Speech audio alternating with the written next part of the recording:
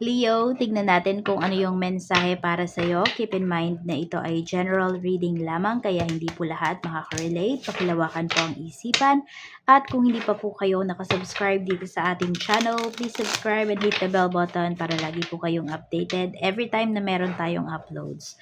Kung nais mo namang mag-avail ng ating private readings, ng ating rituals, ng ating TR's bracelet, TR's CEA necklace, TR's money magnet bracelet, TR's Afeiro Manifesto at meron tayong citrin dyan, mag-direct message lang po kayo sa ating Facebook page o kaya naman dyan sa ating WhatsApp. Nandyan po yung aking WhatsApp number sa description box. Tignan natin, Leo, Sun, Moon, Rising, and Venus. This is for you.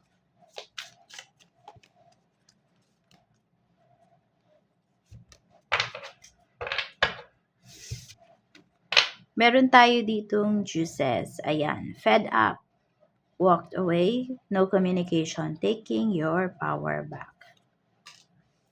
Juices. Right place, right time, tapos contemplation. So, tingnan natin kung saan-saan ba itong aspect ng life mo. Leo. I'm open to receive any messages, please. Spirit guide for Leo, Sun, Moon, Rising, and Venus.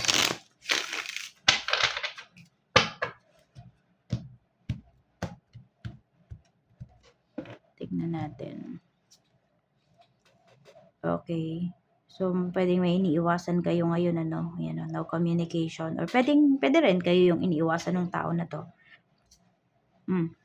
Okay. Kasi pag nag-uusap kayo, parang nauuwi lang lagi sa hamunan, nauuwi lang lagi sa away. So, napapagod ka na makipag-usap dito sa person mo. Okay? Yan, oh. Kaya umiiwas na talaga kayo. Kasi nai-stress kayo, hindi nyo po napapagtunan ng pansin yung mga bagay na dapat nyo talagang gawin. Kunwari, ngayong araw na to, nag-usap kayo, alam mo na, ang dami mong kailangang gawin na trabaho, kaya lang nawala ka sa mood, 'di ba? Kasi ito, kinausap ka na naman ng person mo, una maayos yung usapan nyo hanggang sa inaway ka. Kaya, ayun po, no, nawawala kayo sa right track. Kaya, pwedeng meron dito, ibablock nyo muna or i-restrict nyo muna yung person mo. Or some of you, totally ikakat nyo yung connection towards kung sino man yung tao na to. Kung hindi nyo man po ito karelasyon, kasi yung iba sa inyo, wala naman kayong karelasyon, Leo. Pwede po na kung sino man yung tao na yan. Yan. Kaya nagka-clash din yung energy ninyo. Kasi po yung iba sa inyo is, pares kayo ng zodiac sign nung tao na to. Right place, right time. Tignan natin. We have the Hierophant. So, meron ba dito magpapakasal? Nagmamadali. Ayan. So, parang ito, sabihin natin, kung may nag-aayos naman dito sa kasal, so, pwedeng dito, ito ba yung pinag-aawayan ng person mo? Di kayo magkasundo, ano ba talaga yung gusto nyo, kailan ba? So, ayun po. Pero kasi may nagmamadali dito. Hindi ko alam kung may papaalis eh. Baka may papunta ng ibang bansa, ganyan. So, kaya may pagmamadali dito pagdating sa pagpapakasal. Yun. Contemplation. We have justice. We have 5 of cups. So, yung iba po kasi sa inyo, talagang seryosohan na tong relationship na to, Leo. So, ayaw mo, 'di ba? Ayaw mo na yung iba sa inyo, ayaw nyo na masayang lang kung ano yung pinagsamahan ninyo. Kaya lang kasi naiisip mo, kung lagi namang stress yung ibibigay sa'yo ng person mo, meron nga dito lagi pa kayong pinagbibintangan. Tapos sinasabi na mahal kayo. So may pagka-toxic yung person mo, ano. Kaya tuloy yung iba sa inyo, ayan, pwedeng may mga nag-a-advise po sa inyo. Or kayo, totally, kayo mismo sa sarili ninyo, naiisip nyo, tama ba yung decision mo na magpakasal towards this person? Tama ba na ituloy mo pa yung relationship ninyo? So, napapaisip ka tuloy ng ganyan kasi nga ito, 'di ba? Feeling mo tuloy, Leo, hindi mo pa totally kilala yung person mo. Parang, yun nga, nagdadalawang isip talaga yung iba sa inyo na naiisip mo na, teka, kailangan ko muna siyang kilalanin. Kailangan ko pa ng enough time para makapag-isip-isip. So, tignan mo, dun pa lang nagdadalawang isip ka na. Kaya pag-isipan mo talagang mabuti kung itutuloy mo 'to. Huwag mong isipin yung sasabihin ng ibang tao pagdating dito sa mga magiging desisyon mo. Kailangan yung talagang ikaw mismo yung magdesisyon. Tignan mo yung desisyon ba na yun, makakabuti ba yun sa'yo. Tignan natin. Yan. So, pwedeng unsure ka na dito sa relationship ninyo. Or the other way around, pwedeng yung person mo, sa kanya mo nakikita yung pagka-unsure na yun. Nakikita mo sa kanya na parang hindi siya sigurado dito sa relationship ninyo, dito sa mga plans po ninyo. Tingnan natin, pagdating sa iyong emosyon, we have 3 of Pentacles. So, parang ginagather mo yung emotions mo. Kinakalmahan mo lang. Kasi gusto mo pa din na may maayos eh. Nandoon naman nakikita ko sa'yo, ayaw mong magpabigla-bigla ng mga decisions. Oo. So, pinag-iisipan mo rin kung ano ba yung dapat mong gawin. Ayan, we have Page of Swords. Parang ang dami mong nilalatag na options dito. 'Di ba? Kung ano ba yung pros, ano yung cons, ano ba yung dapat mong gawin, ano yung hindi mo dapat gawin. Ano ba yung resulta. We have Knight of Cups. This is your spiritual health. So, yung iba naman po sa inyo, hindi nyo talaga dito nang makakausap. Could be spiritual advisor. Yan. Kung ito naman yung iba sa inyo, kasal kayo dito, baka hindi nyo ng marriage, hindi nyo magpa-marriage counseling. Ayan, yung iba po sa inyo, yan yung need ninyo. Basta need nyo ng someone na makakapagbigay ng advice sa inyo. Or sabihin natin sabihin natin, professional help talaga. Yan, kung sabihin mo naman, Leo, na wala pa akong pwedeng makausap sa amin eh. Or wala akong masyadong kaibigan at wala akong pinagkakatiwalaan na kaibigan. Yun, yung iba sa inyo. Professional help po yung need ninyo. Gagastos lang talaga kayo dito. Ayan, para kayo ay may makausap. Pero baka yun kasi yung need ninyo, di ba? Kasi nga kung wala kayong makausap at feeling mo i-judge ka lang dun sa mga decisions mo in life. Tignan natin, energy ng mga taong makakasalumuha mo. We have the devil. So, yan, maraming toxic sa paligid mo, Leo. May mga tao din dito, pwedeng mga makakasalumuha mo, may mga nagda-drugs, ganyan. So, basta mga toxic, may mga nagsusugal. So, basta parang ganyan. Yung iba nga sa inyo, hindi nyo naman to talaga, hindi nyo talaga to nakakasalamuha kasi pwedeng merong nasa bahay lang, di ba? Nandun yung trabaho nyo or meron kayong business. So, nandyan lang kayo sa shop po ninyo. So, meron dito pwede po na yan yung mga nakikita nyo sa inyong news feeds, mga ganyan. Oo, sa FYP ninyo. Yan yung mga nakikita nyo, di ba? About sa mga ganyang topics. Basta kung ano-ano naman basta more on parang mga negatives, ganyan. So, kapag ganyan, problemado kayo, tas puro negatives yung mga nakikita nyo, nababasa nyo, mag-detox muna po kayo. Kasi baka lalo nyong ma-absorb. Blessings na paparating sa'yo. We have Ace of Wands. Meron tayo dito ngayon. Lakas ng loob talaga ang pinapakita rito. Lakas ng loob to walk away. Yan. Yung pag-walk away na to, pwedeng forever na hindi na kayo babalik. Meron naman po dito para lang talaga kalmahin po yung inyong sarili. Ayan. So, may travel ba dito kayo na inaabangan? So, pinapakita rin kasi dito is travel, no? Yung iba naman po sa inyo, more on, yung blessing na to is lakas ng loob para umalis kayo sa sitwasyon na nagbibigay na ng toxicity sa inyo. Okay, we have Page of Wands. Ito naman yung blockages sa life mo. Tignan natin. We have the Moon. Okay, may mga tao pala dito na pwedeng message ka na nagbibigay ng pagdadalawang isip sa mga gagawin mo. Ayan. Mukhang sinisira lang ng mga taong to yung kaisipan mo eh. Kapag ganyan sabihin natin, may nabasa ka. Okay, may nabasa ka na message coming from someone na malapit sa puso mo. Tapos, pagkatas mo yung basahin, nagkaroon ka ng doubt. Diba, sa halip na malinawan ka, yun yung naramdaman mo. Huwag ka na ulit makipag-usap muna sa tao na yun. Lalo na kung may problema ka.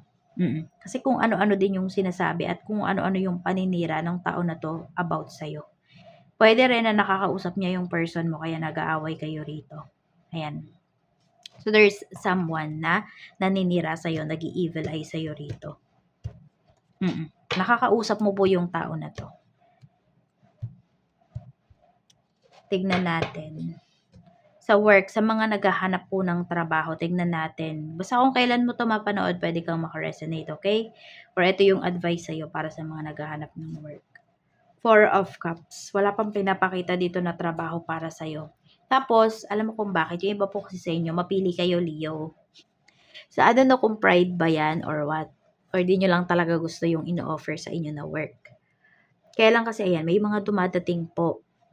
Pero, pwede kasi na nako-compare mo siya dun sa dati mong trabaho, yung tipong ganyan. Or sabihin natin, kung yung iba sa inyo, fresh grad po kayo. Naiisip nyo na, ito yung iniisip nyo kasi, or tinitignan nyo kaagad yung salary. Ito lang yung sasweldohin ko, ang mahal-mahal ng pag-aaral ko, ganito, ganyan, ganito, ganyan, basta.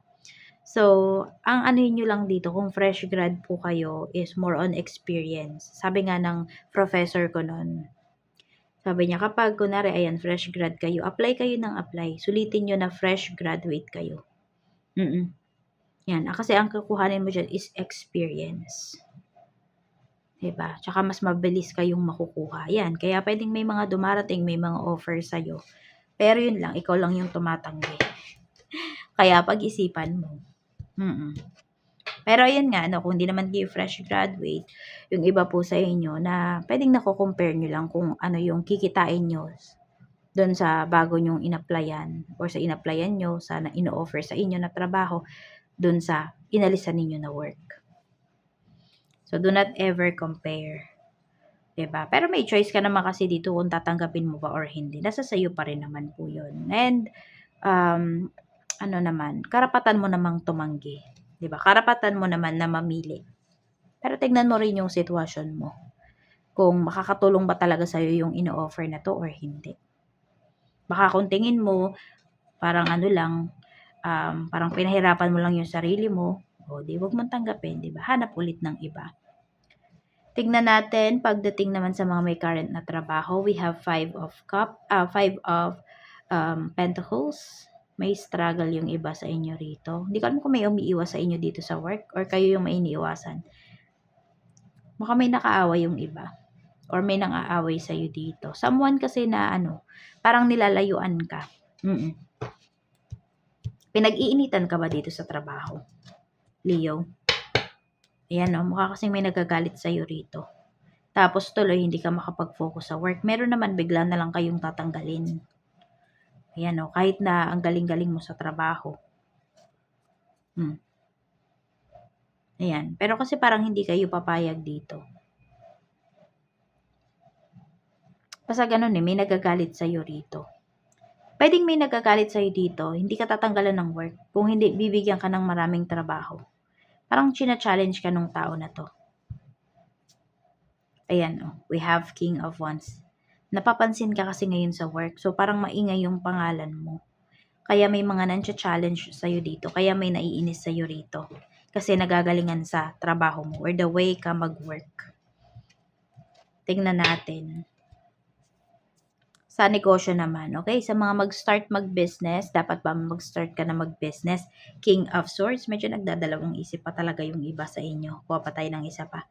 3 of Cups, okay. So, simulan mo na po yan. Huwag ka na magdalawang isip. Ayan.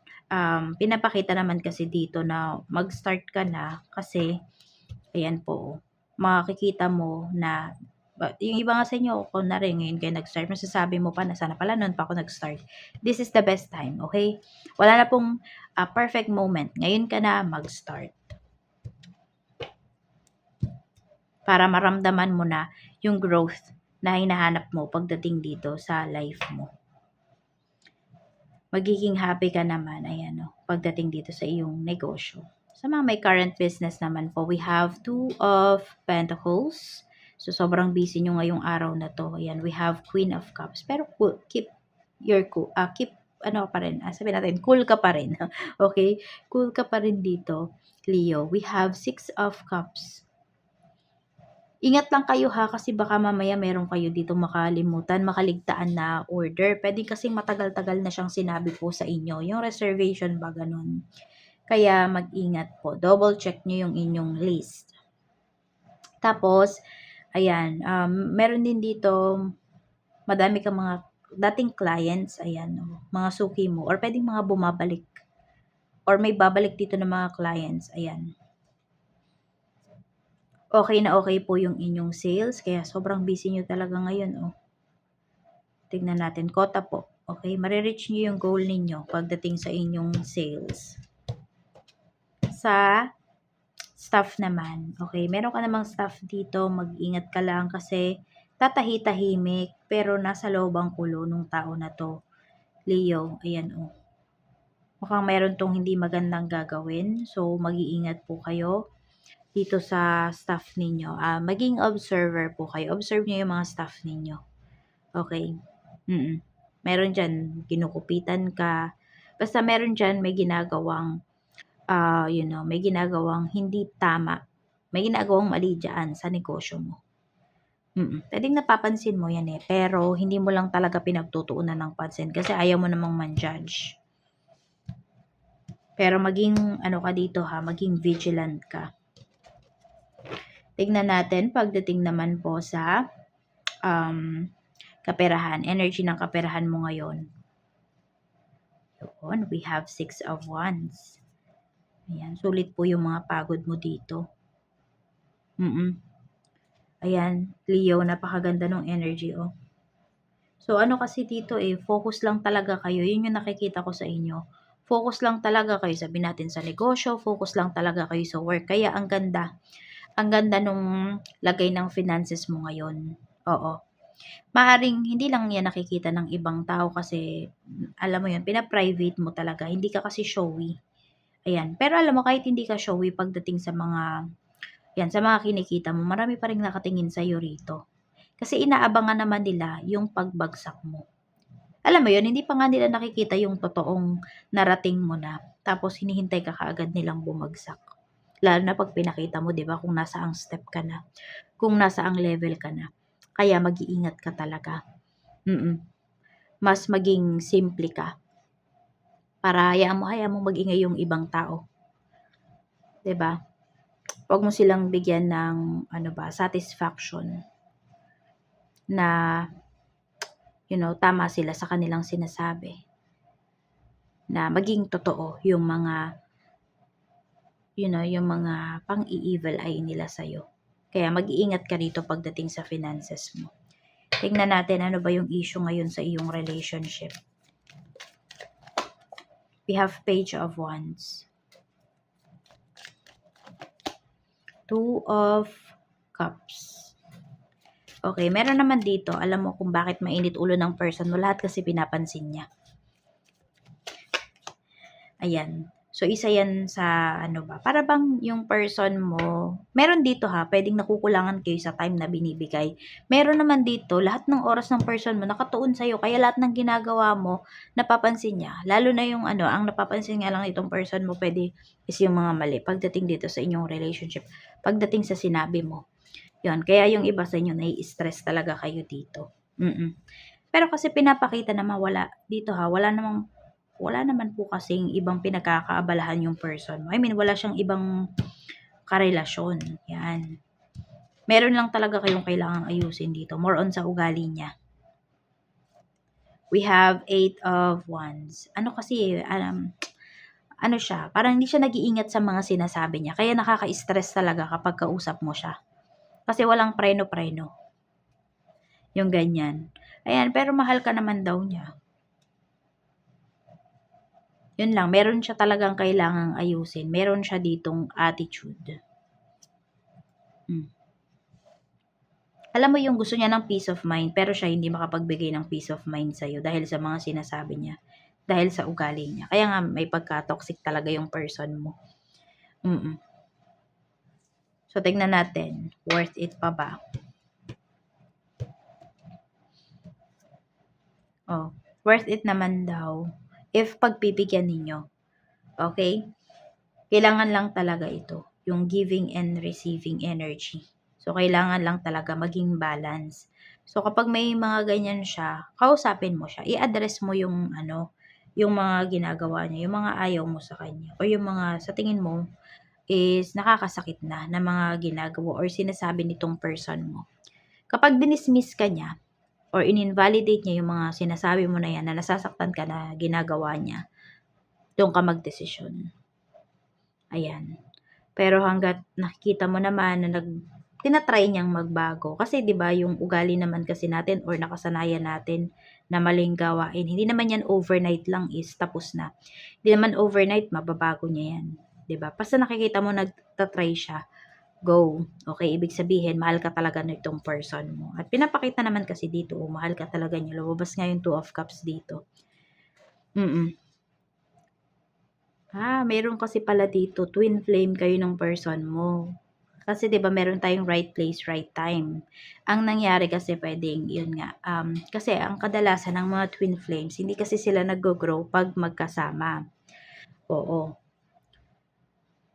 Kaya yung iba din siguro tama yung ginagawa ninyo dito na kapag sumosobra na yung person mo, kapag 'yun nai-stress ka na, kinakat mo talaga yung communication ninyo, kinakat mo yung usapan ninyo, 'yan. More on siguro yung usapan lang, hindi mo naman siya binablock. Pero kinakat mo muna, hindi mo muna siya nire-replyan, yung tipong gano'n. Okay yun, okay. So, puwedeng alam mo naman kung paano i-handle yung person mo, alam mo kung paano i-handle yung sitwasyon ninyo. Yun nga lang kasi talaga kapag nagkasabay-sabay yung mga problems mo, 'di ba, yung mga gawain mo, dun ka naman sumasabog.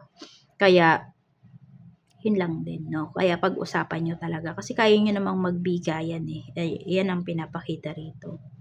At sinasabi nga worth it pa naman yung inyong relationship. So ayan lang po Leo, maraming maraming salamat, mag-iingat ka always, more blessings to come.